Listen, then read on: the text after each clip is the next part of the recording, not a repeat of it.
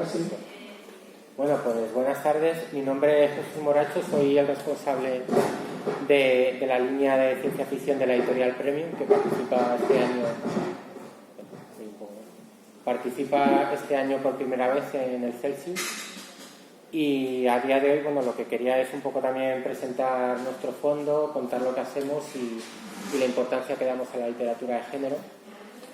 Comenzamos con la actividad en el año 2012, pero no es hasta el 2014 cuando empezamos a crear las colecciones tanto de ciencia ficción Quasar como Tánatos de terror, y las hemos ido consolidando gracias a los premios de estos géneros que tenemos, que son los más de mayor dotación económica ahora mismo en España para géneros específicos de ciencia ficción y terror en castellano, por separado. No contamos el Minotauro, que comprende la suma de fantasía, ciencia ficción y terror.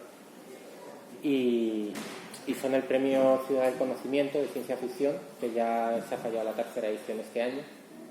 Son la dotación 3.100 euros. Lo ha ganado la última edición Alex Marín Canals, que es autor también del Transbordador, que lleva unos años en el festival. Y luego el de terror, el premio de novela corta de terror Ciudad Utrera, que la última edición de la séptima la ha ganado el escritor David Luna, que es bastante conocido. También llevamos una línea de álbum ilustrado infantil muy vinculada al ámbito científico-tecnológico. Digamos que hacemos una mezcla tanto de la parte infantil. Queremos ofrecer algo distintivo que no hay en el mercado, que es iniciar a los más pequeños en el ámbito de la ciencia ficción y en la tecnología. Tenemos algo ilustrado, por ejemplo, de profesiones del futuro, de inventores. Hemos hecho adaptación de clásicos de los primeros relatos de ciencia ficción en español, como son Mecanópolis, Miguel de Unamuno y Las ruinas de Granada, con Ganivet, además una ilustradora de la propia ciudad de Granada. Son preciosas las ilustraciones, os recomiendo que le echéis un vistazo. Y bueno, en lo que a ciencia ficción respecta, yo soy, digamos que mi clásico de referencia es Arthur C. Clarke. Entonces soy muy dado, me gusta mucho la novela orientada a las posibilidades del ser humano, digamos, como especie en el universo, ¿no? Y al sentido de la maravilla que nos han transmitido divulgadores cuando yo era joven, como Carl Sagan. Entonces, un poco en esa línea, las temáticas que más nos atraen, digamos, por lo menos a lo que a mí respecta, que soy coordinador de la colección Quasar, son las de la conquista, colonización espacial, más alejadas quizás de la space opera y más cercanas, digamos, a novelas con un nóbulo, con un planteamiento, con una base científica. O sea, que no tengan tanto fantasía, porque la fantasía para nosotros es un género muy respetable, pero el género de la ciencia ficción distinguimos muy bien entre lo que es space opera y colonización espacial, por decirlo de algún modo. Y bueno, también en la línea que marca, por ejemplo, Isaac Asimov, la ciencia ficción para nosotros debe ofrecer soluciones a los problemas y retos que la propia ciencia nos plantea, ¿no? En la evolución del ser como especie, y también hacer frente a los dilemas éticos o morales inherentes a la propia evolución del ser humano, también como especie tecnológica.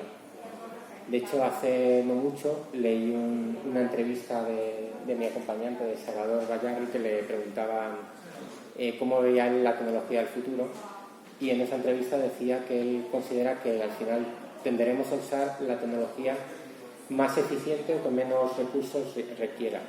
De ese modo se pueden plantear dilemas como el que él planteaba él mismo, de que si para colonizar un planeta sale más rentable adaptar la propia especie humana, crear nuevas especies antes que invertir en la tecnología necesaria de adaptación, pues que acabaremos asumiendo que es necesario que el ser humano, para poder subsistir en la fragilidad de este cosmos en el que vivimos, tenga que adaptarse y convertirse en otras especies, ¿no? Y bueno, no me quiero dilatar mucho. Voy a presentaros a mi acompañante, que tiene como mérito, ha publicado muchas novelas, pero la razón por la que él está hoy aquí es porque fue el primer finalista de un certamen que convocamos con motivo del 50 aniversario de la llegada del hombre a la Luna, y su relato está recogido, por tanto, en esta antología, Efeméride, y nos va a hablar él de la antología porque el ganador, que fue Julio Septién, no ha podido estar aquí, entonces bueno, se ofreció, él viene todos los años y nosotros encantados de contar con él. Salvador Bayarri es doctor en física y licenciado en filosofía. Ha vivido en Estados Unidos y compaginado su carrera profesional como investigador y desarrollador de programas de simulación y realidad virtual con la escritura de novelas.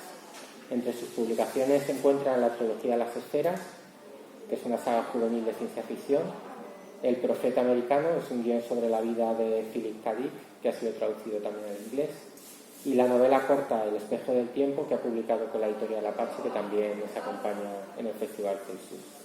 Es actualmente colaborador de la Fundación Isaac Asimov, un proyecto en el que trata de enfatizar o poner de relieve las lecciones que podemos extraer de la obra de este escritor para inspirar un impacto social positivo en la sociedad.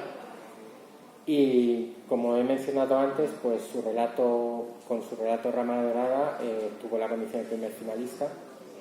Es una antología que ha dirigido y ha prologado Mariano Villarreal, que es el dueño del portal de literatura Literfan, que le conoceréis muchos de vosotros. Y nada más, y ya le dejo a él, le cedo la palabra para que nos hable de su relato y un poco de la impresión de la antología que recoge. Así que nada, muchas gracias y os dejo con Salvador. Gracias, Jesús. Bueno, y gracias a vosotros por venir, que tenemos una competencia muy dura con el Ministerio del Tiempo. Comentarios generales sobre la antología. Sabéis que es por el 50 aniversario de la llegada a la Luna, pero pensamos que era un momento muy oportuno de recordar de alguna manera la importancia que tuvo la exploración, toda la carrera espacial, la ilusión que generó en una serie de autores, de científicos y de toda una generación en realidad, porque ahora estamos viviendo un poco un cierto renacimiento de esta carrera espacial y de la posibilidad, ya que no tenemos como una especie de otro proyecto común, quizás nos vuelva a unir esa ilusión por explorar el espacio.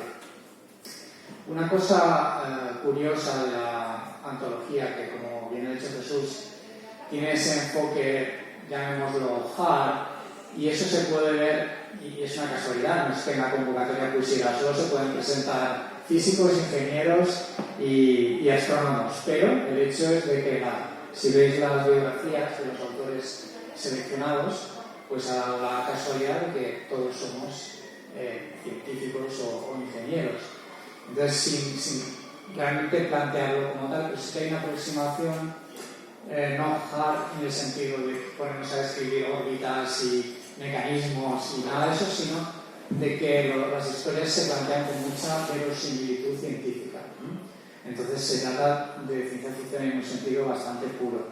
Pero tiene un elemento de lucubración también muy grande alrededor de esa excusa de la llegada a la Luna. De hecho, estrictamente la mayoría de las historias son ucronías, es decir, son historias que cuentan cómo podría haber sido de otra manera la llegada a la Luna, y es muy curioso ese planteamiento. Y detrás de esos relatos ucrónicos hay una investigación histórica que a mí me ha sorprendido en muchos casos, ¿no? Con qué profundidad han hecho esa investigación. Por ejemplo, el relato ganador plantea que el punto, digamos, de inflexión donde nace la carrera espacial es cuando al final de la Segunda Guerra Mundial los nazis, que habían ido desarrollando las bombas volantes V1 y V2, la V2 era un cohete moderno. Nosotros en nuestra rama temporal son los americanos los que capturan esa tecnología, llevan a von Braun, al jefe de esos ingenieros, a Estados Unidos, y a partir de ahí nace la carrera espacial americana. Lo que plantea Julio Septién, el ganador, en su relato Efeméride, es que por la amistad entre Hitler y Franco, para salvaguardar esa tecnología, se hubiera traspasado a España antes de acabar la Segunda Guerra Mundial, y entonces resulta que por esa carambola España se convierte en la nación que desarrolla la primera carrera espacial y llega a la Luna, con el régimen franquista y todo lo que eso supone de ideología y de exaltación, ¿no? de la raza. Y es muy curiosa esa historia. Además, todas las historias, aunque tienen ese componente histórico y de verosimilitud científica, pues están planteadas como personajes muy interesantes, no es solamente el hecho de contar una historia alternativa. Por ejemplo, en Efeméride, pues es el antiguo comandante de esa misión española, que en realidad, pues por senilitud, porque se hace viejo, pues va olvidando lo que realmente pasó, y es la historia de un periodista pues, que intenta rescatar esa verdadera historia más allá de los mitos que se han creado alrededor. O, por ejemplo, en la portada del libro veréis a Tereshkova, la primera mujer que fue al espacio dentro de la carrera rusa, y Tereshkova aparece como personaje también en dos de las historias, como personaje central. Eso también me sorprendió mucho al leer las historias de esas carreras espaciales alternativas, porque nosotros siempre tenemos en la mente la carrera del Apolo, ¿no? La carrera americana, pero hubo también una carrera espacial rusa, porque hubo una serie de casualidades que les impidieron llegar antes, pero podía haber sido de otra manera. Y hay varios relatos que plantean eso, plantean que hubiera pasado si se hubieran dado las cosas de otra manera y hubieran sido los rusos los primeros que llegaron. Y entonces, además hay varios relatos, 2 relatos creo, que continúan esa carrera hacia Marte, es decir, que los rusos llegan antes a la Luna y los americanos se pican todavía más y continúan hacia Marte. Y obviamente pues tratan desde dentro, y por eso os hablo de que hay mucha investigación histórica detrás, de cómo estaba internamente estructurada la carrera espacial rusa, qué rencillas había entre los diferentes responsables, y es muy interesante. Os hablo un poco también de mi relato, La rama dorada, que podéis ver en la portada también. Aparece esa rama de olivo, de oro, bañada en oro. Y lo interesante, como os comentaba, cuando haces una investigación para ver los detalles de cómo realmente fue la misión Apolo 11 a la Luna, pues se descubren muchos detalles que yo no sabía antes. Uno, por ejemplo, pues es descubrir el inventario de todos los objetos que llevaron a la Luna y que se quedaron en la Luna. La NASA tiene una política de transparencia que puedes ir a las páginas web y encontrar un montón de información sobre la misión y lo que dejaron allí. Entonces, pues viendo ese inventario, aparte de la placa famosa que pusieron, pues hay una rama de olivo dorada que dejaron en una bolsita ahí dentro, y es obviamente pues un símbolo de la paz, ¿no? de la paz mundial. Entonces, lo que intento hacer en mi relato, que no es una ucronía, sino que es pues qué pasaría de aquí a 50 años si se formara una colonia en la Luna, una colonia internacional, pero por una serie de razones que no voy a desvelar, pues queda desconectada de la Tierra, ¿no? Se queda allí a su aire, tienen que sobrevivir en condiciones muy duras, y en mi caso me interesaba analizar algo que puede pasar en la exploración espacial, es que haya grupos humanos que se queden desconectados del grupo principal y que, de alguna manera, para explicar su historia, igual que ha sucedido con otras nacionalidades que se han creado a lo largo de la historia, pues crean su propia historia mitológica, su propio relato de cómo llegaron hasta allí, que realmente no es como sucedió en la realidad, pero ellos tienen una necesidad de justificar su historia. Y el relato es un homenaje a las novelas juveniles de Robert Heinlein de los años 40, 50, cuando empezaba la carrera espacial, y los autores de ciencia ficción también querían ilusionar a los niños, ¿no? En toda esta historia del espacio, de la ciencia, y Heinlein pues tiene unas historias de ese tipo, donde son cadetes espaciales que aprenden y al final pues salvan al mundo. Entonces los protagonistas son niños, son niños que descubren algo relacionado con el Apolo 11, con la misión original, y eso les lleva a cuestionar la historia oficial de la colonia y lanza el conflicto, ¿no? El conflicto de la historia. Entonces me interesaba rescatar ese significado de esa rama dorada que dejaron allí los astronautas. como símbolo de una cooperación que no siempre es posible. Os comento también que, por desgracia, todos los autores somos hombres, ¿vale? Mariano lo comentó como parte del jurado seleccionado, pues era una pena que no se hubieran presentado más mujeres. Y es un tema también recurrente en la carrera espacial original. Aparte de que la NASA discriminó, lo sabemos, por una serie de razones a las candidatas mujeres, cuando había razones para que las primeras estancias fueran mujeres, porque, como explica Robert Heinlein, pues tienen mucho menor peso en general, tienen mayor resistencia ante ciertas pruebas físicas y, bueno, pues de alguna manera también esa civilización más hard parece considerarse como que no es territorio de mujeres o que ellas mismas no se ven capaces de crear historias hard cuando no tienen por qué ser así, ni mucho menos. Así que esperemos que en otra próxima convocatoria pues haya más chicas. ¿Queréis preguntar algo o comentar algo? No sé si alguno ha tenido oportunidad de verlo. ¿Cómo vamos de tiempo? Pues sí, si queréis comentar algo o preguntar algo. Pues ya digo, es interesante por muchos aspectos, porque aprenderéis bastantes cosas sobre la trama política, histórica detrás de la carrera espacial. Hay obviamente pues también detalles, como os digo, que no se conocen normalmente de cómo sucedieron las cosas, y ese aspecto crónico pues es muy interesante.